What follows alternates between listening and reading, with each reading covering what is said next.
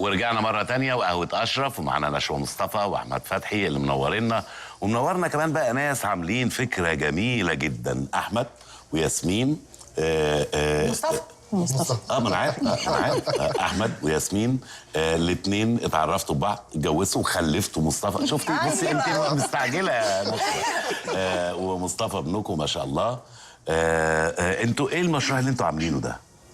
عاملين مشروع، عاملين حاجه جميله يعني. ده كله ده شغل يدوي طبعا. الشغل اليدوي في اي حته في الدنيا ده بيبقى له تقدير كبير قوي يعني غير الحاجات اللي بتتعمل بمكن. انتوا بتشتغلوا على كل حاجه، واضح مش كده؟ انا شغال على المفروض اللي هو شغلي سن فيل وابانوس. طبعا سن الفيل غالي جدا ومحرم دوليا وفي مشاكل عليه، فبدأنا هنتجه لقرن الجاموس. قرن الجاموس. قرن الجاموس حاجه يعني مخلفات الحيوانات بنبدا نستخدمها تاني. فبدات ان انا عجبتني الفكره يعني دي قرن جاموس؟ دي قرن جاموس. دي قرن طبيعي. المنتج اللي قدام حضرتك كله تقريبا اغلبه قرن جاموس. اغلبه. عايز اشوف زي ده مثلا برضه نفس الحكايه. ده قرن عامل بيها شكل عصفوره اللي هو المستورد. لا هو يعني دوت اللي هو ده المصري بقى بتاعنا. ده الايه؟ ده القرن المصري اللي هو امال ده ايه؟ ده جاموس برازيلي؟ ده برازيلي اللي هو بيبقى الموس بتاعه. أيوة. وده اللي هو بتاعنا المصري اللي هي البطه اللطيفه الجميله دي. بص يعني تعرف الفرق بين ده وده. ده مصري وده برازيلي. لا في اختلاف كبير جدا. بتاعنا اجدع طبعا. هو ليه مبطط كده؟ ليه مبطط وده كده؟ ايه؟ يعني ده مبطط وده اسطواني كده ليه؟ ما عشان دي بطه. لا اللي تحت البطه. لا تحس ان دي فعلا شبه الفيل اللي بيجوا في انيمال بلانت دول، اللي هو بتلاقي الجاموسه اللي هي قرنها. لا شبه ناب الفيل، شبه ناب الفيل. بس لا تحس برضو الجاموس الاجنبي يا اخي، تحس انه اجنبي فاهم، في رشاقه كده. خلي بالك دي صغيره، ده في لا معلش المصري اجدع، خلي بالك يا نشا. لا انا بتكلم في الجاموس. مين صاحب الفكره يعني؟ انا عرفت ان انت اتعرفت بيها. انتوا اتعرفتوا على بعض ازاي؟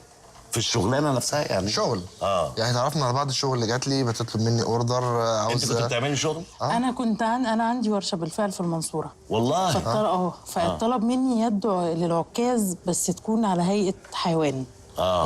اسد، نمر، حاجات كده يعني. فاللي جاي يطلبه مني متاكد ان انا مش هعمله.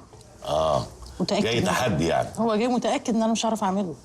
وانا بصراحه بقول له وبتحداه وانا فعلا مش هعرف اعمله. ان انا ما عنديش اي امكانيات ولا اي معلومه على الموضوع خالص، بس تحدي ليا خلاني انا كمان اتحداه. وطبعا هنا مصطفى نزل الشاي لاحمد فتحي. ربنا يخليك يا مصطفى. والشاي كمان لنشوى. انتوا تشربوا ايه؟ تشرب ايه؟ تاخد شاي؟ اخد شاي. حبيبي يا مصطفى ربنا يخليك.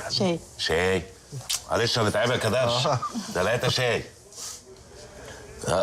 انت اتعرفت عليها، هي جات لك الورشه بقى في مصر في القاهره. وقلت له عايزه اعمل انا سالت، ما اعرفش لسه خالص اي حاجه. انا عايزه اعمل يد العكاز كذا. كل ما امشي في حته يقولوا لي احمد يحيى. يقولوا لك احمد يحيى. روحي لاحمد يحيى، روحي لاحمد يحيى. يعني حبيتيه قبل ما تشوفيه؟ انا حبيته. رحت قابلتيه وتعرفت بيه، شفت شغله؟ انا لما شفت الشغل حبيت الشغل الاول. الموضوع عجبني جدا. حبيت الشغل الاول برضه؟ الاثنين. يعني انا انبهرت. انا يعني ده معقوله قرن جاموس؟ انت كنت بتشتغلي بايدك الاول؟ انا طول الوقت بشتغل بايدي، بقالي 12 سنه بشتغل بايدي. يعني قبل ما تتعرفي بيه كان شغلك بايدك غاويه الحكايه ولا؟ طبعا. اتعلمتيها مثلا، ورثتيها او حاجه؟ انا اقول لحضرتك، انا والدي عنده ورشه ألموتال وازاز. تمام. بقاله 60 سنه مثلا. فانا مش عايزه ادخل نفس الكارير بتاع بابا. تمام. انا عايزه اخد حاجه لوحدي كده. فهم قالوا لي خلاص روحي جربي، شوفي انت اللي عايزه تعمليها. جربت الحاجات اليدوي؟ جربت الحاجات اليدوي، اتبسطت وفرحت وكبرتها كمان، طورتها. ولما اتعرفت باحمد واتجوزتوا، دخلتوا انتوا الاثنين بقى شراكه في الشغل ده. يا احمد ضحكت عليك يا احمد، خلي بالك. واتعرفت على مصطفى ازاي بقى؟ لا ده جاي في السكه على طول. فاحنا بقى قلنا نصدر الفكره لمصطفى. نبدا بقى نعلمه حاجه. لا بس ما شاء الله يعني الفكره جميله. وبعدين ابتديتوا انتوا الاثنين بقى تعملوا مع بعض شغل. بدأنا افكار. انت ايه رايك فيها هي كشغل بقى يدوي؟ بصراحه ممتاز والله. مش عشان زوجتي، لا هي ممتاز. يعني هي طول الوقت ما بتسال بيقولوا لها احمد. فلما جت لاحمد واضح ان انت عندك خبره كبيره. تمام. انت بقى بادئ ازاي؟ انا دخلت المحل عاوزه كذا عاوزه كذا، لا لقيتها بدات قبل ما هي تجيلك، بدات الشغل ازاي برضو عن طريق لا بدات الشغل بتاعي عن طريق والدي. برضو والدي كان بيشتغل طبعا من زمان، حلو، كان موظف في وزاره الثقافه. بينزل بعد الشغل بتاعه. دي حته صغيره. ده سن فيل. اوكي.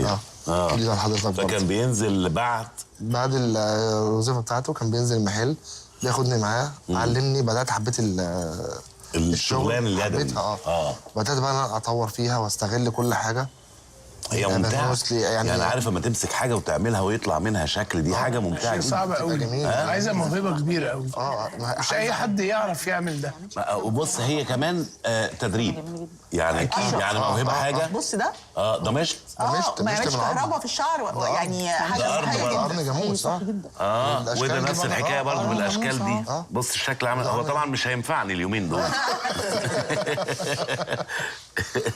القرون دي بتجيبها من مخلفات حيوانات. اوكي، من المذبح مثلا، من حاجه من المذبح من الجزارين بتبدا تيجي لي. تخش عمليه تنظيف الاول طبعا. طبعا. عندك ولا لا عندي في الموضوع الورشه. عندنا بالكامل من الاول للاخر. احنا بنجيب بس الخام. يعني بيجي القرن ده في بقى المخلفات والدم وبتاع، طبعا شكله بيخش ايه الاول؟ يتغلي مثلا؟ لا هو بيتخزن الاول شويه قبل الدم بتاعه ما ينزل والخلفات بتاعته تنزل. طبعا. بعد كده ببدا ان انا اشتغل فيه، ببدا اقطعه وافصله، ببدا ان انا انحت عليه زي كده. يعني مثلا ده كده قرن خام، ببدا ان انا انحت.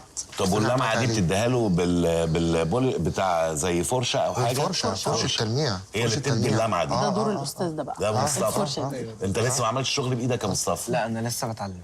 طب وانت شايف اللي بابا وماما بيعملوه ده ايه؟ حاجه جنان.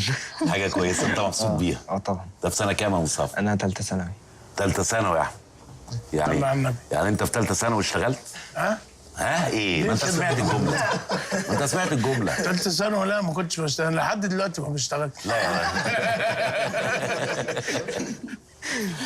يعني اللي هو النقل بتاع اللي انت بتشتغله هنا ده، النقش ده بايه بقى؟ ده بموتور فريزه، موتور اسنان. زي موتور تفريز يعني. هو موتور بتاع دكتور اسنان. ده اللي معاك هنا؟ معايا هنا. هو زي بتاع دكتور السنان. هو دكتور السنان بالظبط. لا والله. والله. شبهه ولا هو؟ ده هو. كان بجد؟ هو. أيوه. يعني دكاتره السنان بيعملوا فينا اللي بيتعمل هنا. ايوه. يعني بيعاملوا اسناننا زي قرون التيران. ده اللي بيعمل قاعد القرنك بقى. ده اللي بيوترني ده. هو ده. نفسي يختاروا حاجه من غير لان السنان بتبقى هي بس فكره استخدام ده هنا وهنا، هو ده اللي غريب شويه. طب وريني كده، يعني انا اقدر اعمل حاجه زي كده؟ يعني ده بص ده شغل جميل قوي برضو كمان. بص الصغير قوي ده دقيق قوي. ده اللي هو بتاع فيل. ده فيل. ده عادي. ده عادي. لكن ده برضو قرن. ده عادي. ده قرن. وده قرن عادي. وده قرن عادي. قرن عادي. دي توكه. توكه. بس بقى هو اغلى حاجه العاج. اغلى حاجه العاج. طبعا. صح. اغلى حاجه. وده ابانوس. ده ابانوس. خشب ابانوس. ده طبعا برضه غالي جدا خشب الابانوس. بس الحته بتاخد يعني نوعيه الخشب نفسه بيبقى ناشف زي القرون كده. طبعا ناشف اصلا كمان من اصلا والله كتير طبعا. هو غالي كده. ده افتح بقك يا احمد. لا فين التشغيل؟ التشغيل من تحت. دواسه. بس نبدا نشتغل عليها. ايه ممكن اشتغل عليه؟ يعني ممكن. لا بس ده عامله حلو عشان ما بوظوش. فرحانه قوي فكره الحرفه. احنا في مصر شغل يدوي ابتدينا يعني مش ناس كتير بتهتم بفكره الحرف. نقول تحت مثلا.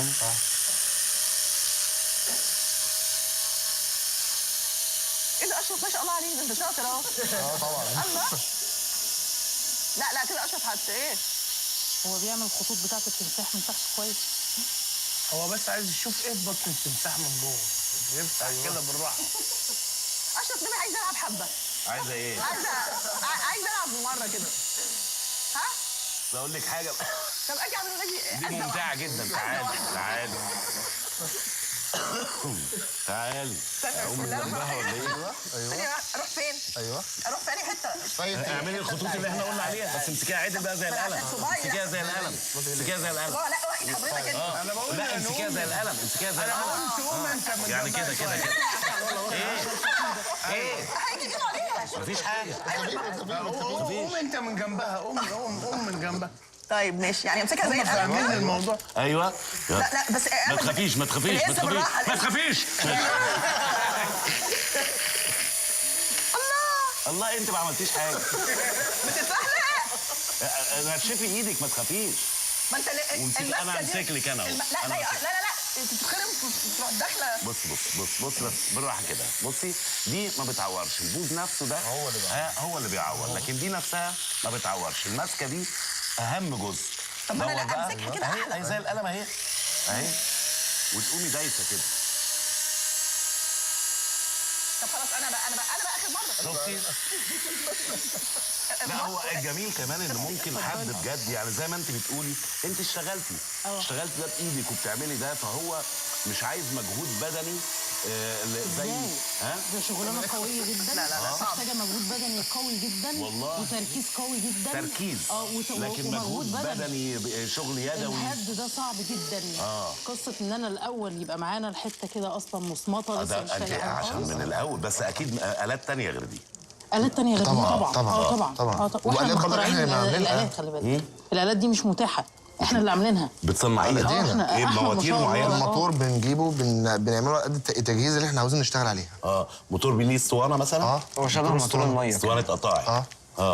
ببدا ان انا اجيبه وابدا ان انا يعني اسخره له للشغل. بتجيب الاسطوانه نفسها ايه بقى؟ اسطوانه حديد ولا اسطوانه خشب ولا خشب عشان يقدر ياكل معايا. اسطوانه الحديد تقطع حديد مش تقطع خشب. مش تقدر تاكل ممكن معايا في تصفر الخامة. عليها بس. لكن بتاعت اللي هي الالومنيوم والخشب دي واحده. بتاعت الالومنيوم خشب واحده. الفديه نفسها تبقى واحده. الاثنين واحده. ايه ده ما شاء الله ده عمال يقول ما هو بيشتغل بايده على فكره. ما شاء الله. بيشتغل بايده حبيبتي. ليه؟ ما شاء الله. انت في شارع المعز؟ انا في شارع المعز. ففي ناس بيجوا زباين لشارع المعز طبعا. بيشتروا منك قطعه زي كده مثلا ممكن يبقى ثمنها كام؟ وقطعه زي كده ممكن تعمل مثلا حدود 700 800. ده شوف حضرتك احنا عاملين فنجان قهوه اهو. لا ده فنجان قهوه اهو. قلم بتاع خاتم على شكل فنجان قهوه. ايوه. ده يبقى القهوجي داخل كده واحد على فنجان قهوه واحد شاي، ده ولا ده؟ وطلعت موضه ان هم يعملوا الجنيه الذهب في سلاسل. فانا قلت لهم لا احنا هنعمل الجنيه المصري مش هنعمل جنيه ذهب. هم يعملوا الجنيه الذهب واحنا نعمل الجنيه بتاعنا ونعمل له ونطليه ذهب. مطلي ذهب. ده جميل. ده بتاع مدام نشوى. يا سلام يا سلام. حلو قوي. احمد تاخد المكحله؟ لا لسه واكل. لا استاذ احمد بقى هو يختار. هو احنا كنا عاملين التمساح بس شوف اللي انت عاوزه انت بقى. ربنا يبارك. جميل ربنا يخليك. اشمعنى التمساح؟ يعني قصدك ايه؟ قلنا التمساح ده ولا ايه؟ مع اني بقى انا من الحاجات دي بس ماشي. انت ما تعرفش احنا فرحنا ازاي لما عرفنا ان هو موجود. ربنا كان بيحب ربنا يبارك لك. انت يا مدام ياسمين منورانا وبجد. لسه الهديه بتاعتك. ايه؟ الهديه بتاعتك. انا كمان ليا هديه؟ طبعا. يا خبر ابيض.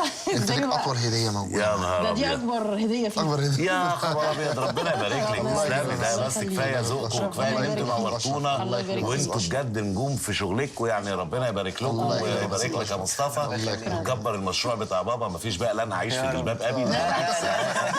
يعني كبر المشروع ويبقى حاجه جميله ان شاء الله. بشكركم جدا لوجودكم معانا النهارده. يا مصطفى ايوه صداقتي. عندك ايه مشروبات؟ نفادك الله. لا بلاش. لا بلاش.